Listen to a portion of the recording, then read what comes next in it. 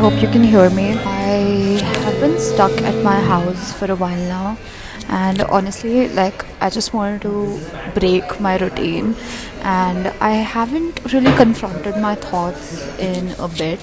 So I was thinking I can change it up a little, and so I came to this really cute cafe, and I guess I'm gonna write, and you're gonna hear me talk about my relationship with change, because I think ever since I turned 17, my life has had rapid changes, and it's all filmed.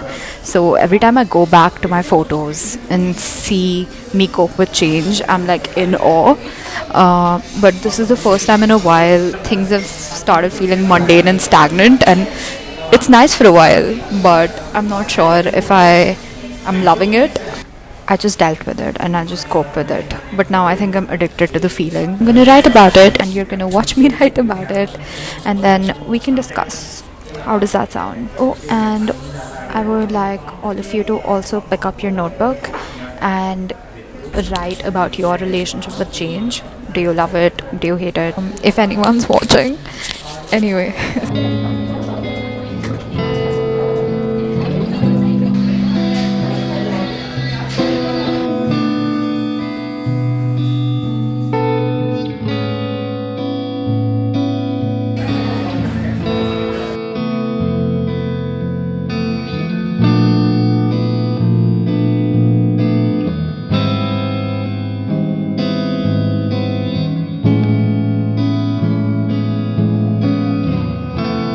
When I was little, the concept of change and time seemed different. Time was uncontrollable, it kept on moving.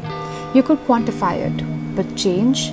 Well, change was a little too slow, and you could decide when to change. We moved across states, for example, and this was the first decision or move that brought in a big change in my life. Change meant that I had to just adjust to my surroundings and probably learn a new language, probably make new friends, and be okay with the extremity of weather. That's not too much, is it? The trade-off was amazing. New friends, new things to discover, and every day felt like a fresh start. As the novelty wore off, I thought that the boring old time took over. If I had to give you an analogy, change felt like a cheese wheel. What I meant by this analogy is you could decide when you want change, so you could put your pasta in a cheese wheel and change the flavor profile completely, and that pasta won't taste the same every time you eat it, right?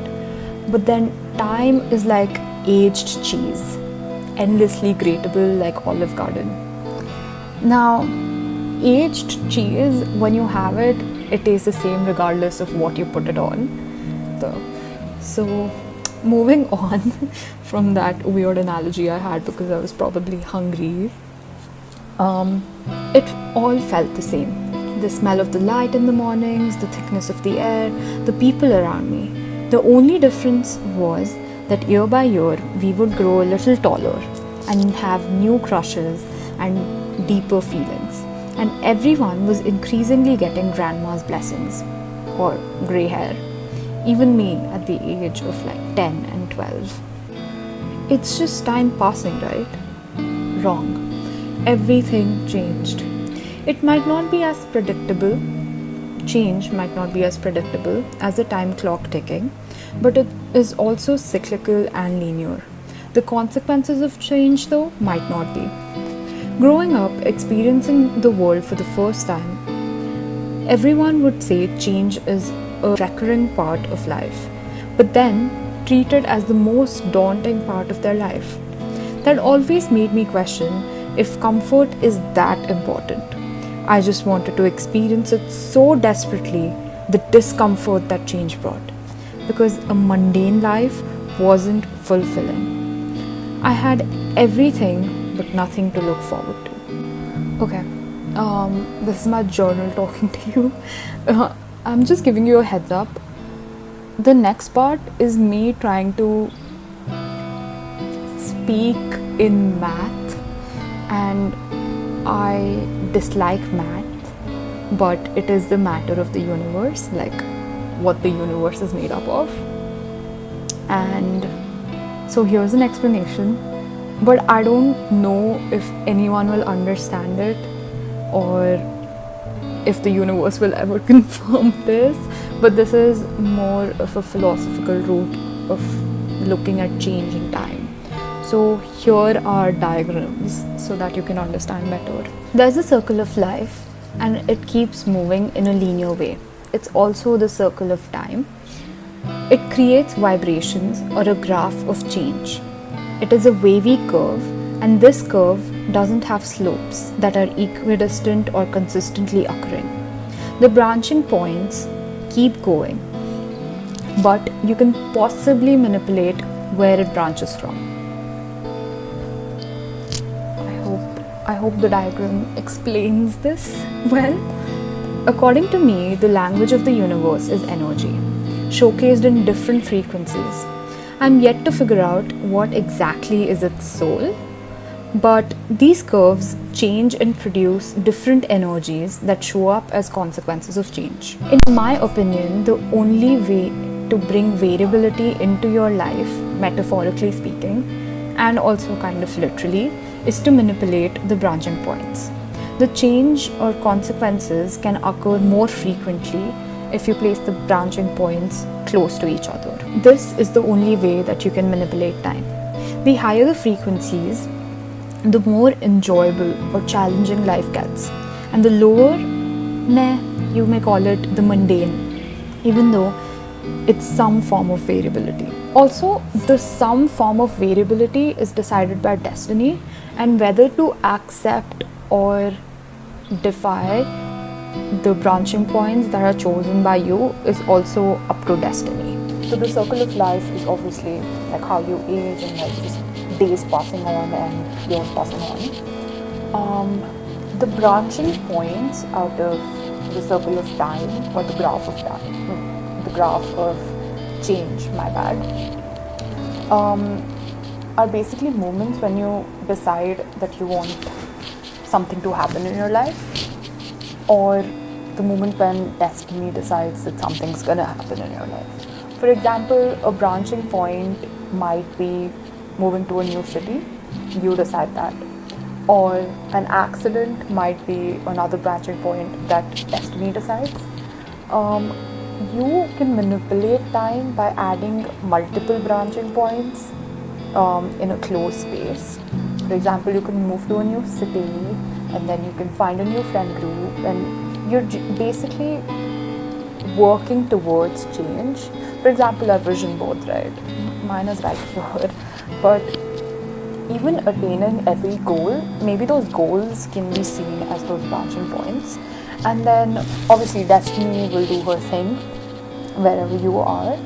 And the frequencies that I was talking about, like you can only pick a branching point. Let's say you want to be financially independent and you start your own startup. That might create a low frequency first because you lose money, which is a consequence of change. So you're basically broke. But then you work harder at the startup and maybe gain investors, which is another branching point because you're introducing change to your startup and your life because you're working with other people now, or like you have investments. So then because a new branching point was established, the frequency might turn out to be higher. Okay, the higher the frequency, let's say you have more, in this particular case, you have more success, or the higher the frequency, the more the consequences change, right? Okay, I'm extremely privileged to say that I enjoy this variability in discomfort and growth that I feel when I take it upon myself to change the points on the graph. But for some, this variability means not knowing where their next meal comes from, and I acknowledge my privileged position, and I acknowledge that I do have a baseline mundane life that makes me want to take on more in my life, like in terms of more challenges or growth, and I'm grateful for that. I genuinely am very grateful that I have that baseline of mundane. And I'm speaking from a point of privilege in this whole journal entry, so I'd like you to also take it with a grain of salt. When I turned 17 was the first time I realized the autonomy that I had on change and growth. Having moved to a new city where I had the same weather all 12 months, I took it upon myself to make my life more interesting and also make extremely big changes all the time. This is because I realized novelty was the best and ultimate source of dopamine. Once I was done discovering and digesting one variable, it could be cities, subjects, social interactions. These are just the types of variables. Friends, partners, hair, fashion choices. I immediately jumped into the next one, until the consequences of change became so frequent that I had started to run out of the manipulation techniques and also resources, because you can't move cities so many times as a student. I was sometimes tired of challenges, but I knew that the joys of growth and experiencing a different timeline were far better than having a mundane life. I had forgotten that time has a baseline of change, destiny. And I found out that I was addicted to change. This is now a story of addiction. I realized I was addicted when the mundane that I left behind had a changing baseline, variables that I hadn't realized. My family got old, my friends moved out, there was no more a child at house. My grandparents were now weak, the neighbors had died, it was strangers who roamed around safe walls and high grounds. B. Destiny. She had plans of her own. I went through something tragic that took away my ability to control. This tragic experience was when I first realized why people around me never used to fight the graph of life. Because destiny would do her thing, make you grow, make you change in her own way, and add more variables to that, and coping gets harder and harder. Anyway, I have no regrets, but sometimes it's necessary to choose your own branching points to make a big change, and sometimes it's okay to let it go, or now I'd say most of the time. As an addict of change, I have prescribed myself a long, boring dose of home to enjoy the mundane and to not go insane. So, my relationship with change is that of a recovering human being, trying to master until when to enjoy the mundane and when to communicate to the universe that I want to grow faster or manipulate time. I believe in colloquial language, it's called informed use or finding balance, which no one has ever been able to do.